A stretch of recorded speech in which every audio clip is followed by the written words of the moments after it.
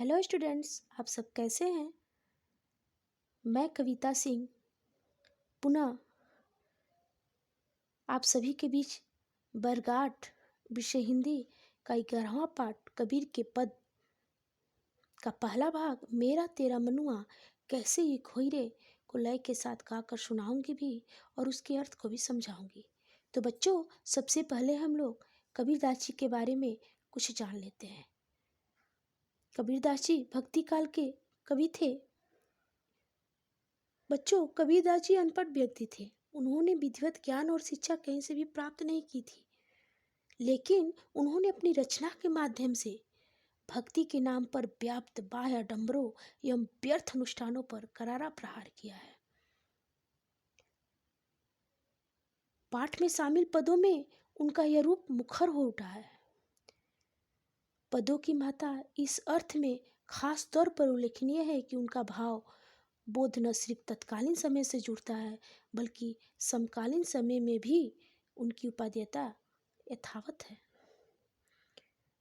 बच्चों, जो लोग अपने को पंडित समझते थे, विद्वान समझते थे, जो कबीरदास जी की आलोचना करते थे, कबीरदास जी ने उन्हीं को लक्षित करके यह पद लिखा है, जिसे मैं गाकर आप सबको सुनाती हूँ। उसके बाद उसके अर्थ को समझाऊंगी। मेरा तेरा मनुआ कैसे एक होई रे। मेरा तेरा मनुआ कैसे एक होई रे। मैं कहता हूँ आँखी ने देखी, मैं कहता हूँ आँखी ने देखी, तू कहता कागज की लेकी। मेरा तेरा मनुआ कैसे एक होई रे। मेरा तेरा मनुआ कैसे एक होई रे। मैं कहता हूँ आँखी ने देखी, मैं कहता हूँ आँखी ने देखी, तू कहता कागज की लेकी। मेरा तेरा मनुआ कैसे एक होई रे। मैं कहता सुर झावन हारी, मैं कहता सुर झावन हारी, तू रखयो उरे छाई रे, तू रखयो उरे छाई रे। ओ मेरा तेरा मनुआ कैसे एक होई रे। मेरा तेरा मनुआ कैसे एक होई रे। मैं कहता तू जागते रहियो, मैं कहता तू जागते रहियो, तू रहता है सोई रे, तू रहता है सोई रे। मेरा तेरा मनुआ कैसे एक होई रे। मैं कहता निर्मोही रहियो, मैं कहता निर्मोही रहियो, तू जाता है मोही रे, तू जाता है मोही रे। मेरा तेरा मनुआ कैसे एक होई रे। मेरा तेरा मनुआ कैसे एक होई रे। जुगन जुगन समझावत हारा, जुगन जुगन समझावत हारा, कहीं न मानत कोई रे, कहीं न मानत कोई रे। सतगुरु धारा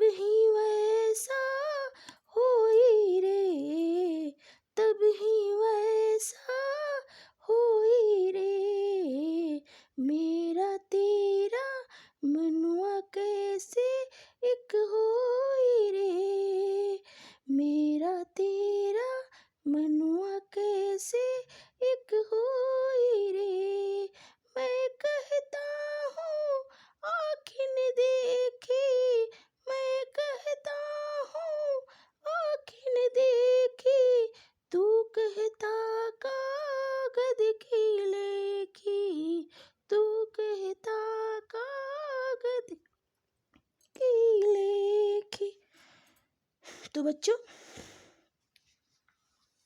कबीरदास जी ने ये कविता जो है, ये पद जो है, अपने आप को विद्वान समझने वाले लोग, अपने आप को पंडित समझने वाले लोगों पर लिखा है कि तेरा और मेरा मन कभी भी एक नहीं हो सकता है। कवि ने कहा कि मेरा तेरा मनुआ कैसे एक होई रे। मैं कहता हूँ आखिन देखी और तू कहता कागज की लेखी। कवि कहते हैं मेरा तेरा मनुआ कैसे एक होई रे। मैं कहता हूँ आखिन यानी आंखों देखी, और तू कहता है कागज की लेखी, कागज यानी कागज की लेखी। इस पद में, इस लाइन में कवि कहते हैं कि तेरा और मेरा मन कभी भी एक नहीं हो सकता, क्योंकि तुम कागज की लिखा हुआ कहते हो और मैं जो खुद अपनी आंखों से देखता हूँ उसकी बात करता हूँ।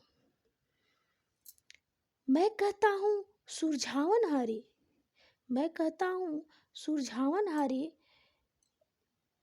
तू रखियो उरझाई रे। कवि कहते हैं, कबीरदास जी कहते हैं कि तुम मनुष्य की समस्याओं को उलझाते रहते हो, उसे तरह तरह के नियम कानून कायदे बताकर उलझा देते हो, लेकिन मैं उसकी समस्याओं को सुलझाने वाली बातें करता हूँ, मैं सीधी सच्ची बातें करता हूँ। आगे कभी कहते हैं मैं कहता हूँ जागत रहियो और तू रहता है सोई रे। इस लाइन में कभी कहते हैं कि मैं इस संसार को सजग बनाना चाहता हूँ, कि वे इस संसार को समझे, जाने, इस संसार के बारे में जाने कि आत्मा क्या है, परमात्मा क्या है, माया क्या है, मोह क्या है, लोभ क्या है। इन सब के बारे में वो ज्ञान हासिल करे। लेकिन तुम अपने आप को विद्वान कहते हो, पर तुम खुद सोए हुए हो।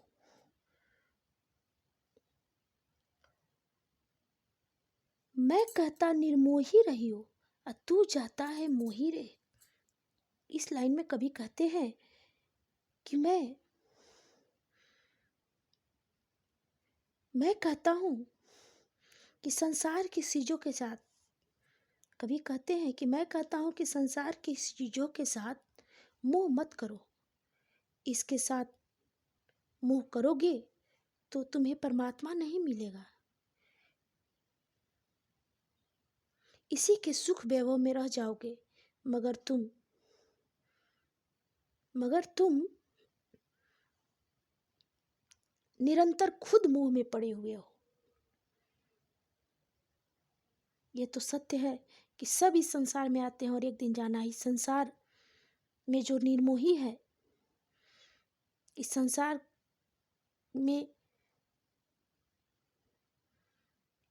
मोह नहीं लगाना है, तभी जाकर के परमात्मा।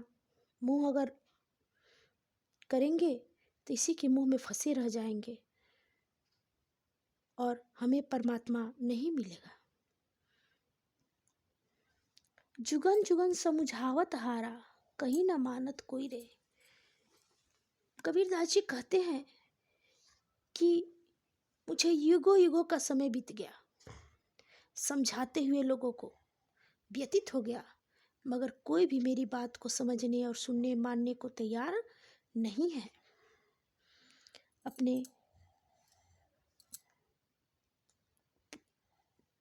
अपने अंतिम पदों में कबीरदास जी कहते हैं